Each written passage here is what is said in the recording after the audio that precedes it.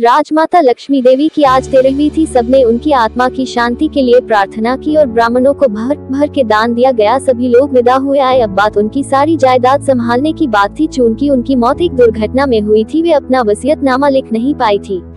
लक्ष्मी देवी स्वभाव से बहुत ही मृदुभाषिणी एवं करुणामयी थी। वैसे बहुत ही कम लोगों को पता था कि उन्होंने एक बेटा गोद लिया था और अपना सब कुछ उन्होंने उसके नाम कर दिया था। ये बात तब की है जब वे अपने पति के साथ विदेश में रहती थी। उनकी मौत की वजह दिल का दौरा थी। उस समय उनके साथ उनका वफादार नौकर, जिसे वह अपना मुन्हा बोला राखी भाई मानती थी, विजय था और उन्होंने अपने गोद लिए बेटे सक्षम को वही उसकी पढ़ाई लिखाई के लिए छोड़ अपने पति की जायदाद की देख रेख के लिए भारत आ गयी।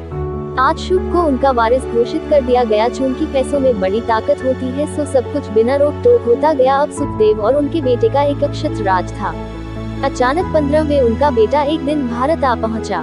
मां के आखिरी दर्शन भी उसे नसीब न हुए थे। साथ ही सुखदेव और उनके पैरों तले से जमीन खिसक गई जब सक्षम को पूरी जायदाद का वारिस उनके वकील ने बताया। अब दोनों पिता पुत्र सक्षम को भी उसी तरह अपने रास्ते से हटाना चाहते थे जैसे उन्होंने लक्ष्मी देवी को हटाया था। इससे पहले कि वे अपनी चाल चल पाते, पुलिस ने उनके हाथों में हथकड़ी डाल दी आई। उन्होंने पूछा, ये क्या मजाक है? हमें क्यों इस तरह से पकड़ रखा है? तब उनकी नौकरानी शारदा उनके सामने हाथ जोड़कर कहती है, हमका माफ कर दो साहब। इतना कहकर वह अपना घूंघट जैसे ही हटाती है, सब अचंभित रह जाते हैं। राजमाता लक्ष्मी देवी, तो फिर वो कौन थी? तब विजय सारे रहस्य से पर्दा उठाते हुए कहता है कि मैं तो इनके साथ ही था, बस सामने नहीं था। और बेटा हो तो सक्षम जैसा, जिसने ऐसा व्यू रचा कि दुश्मन चारों खाने चित।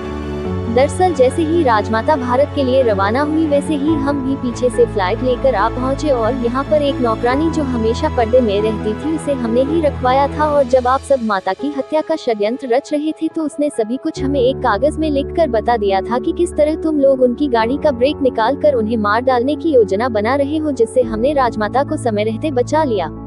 सबूत क्या है? राजमाता ने कहा, सबूत हम स्वयं हैं, जिसने अपनी आंखों और कानों से तुम्हारी इन बातों को इस वीडियो में रिकॉर्ड किया है। ये लीजिए सबूत और ले जाइए इन्हें।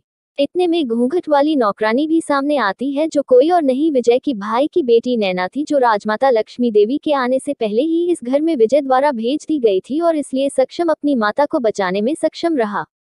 लक्ष्मी देवी मन ही मन सोच रही थी कि आज उनके बेटे ने दूध का कर्ज उतार दिया।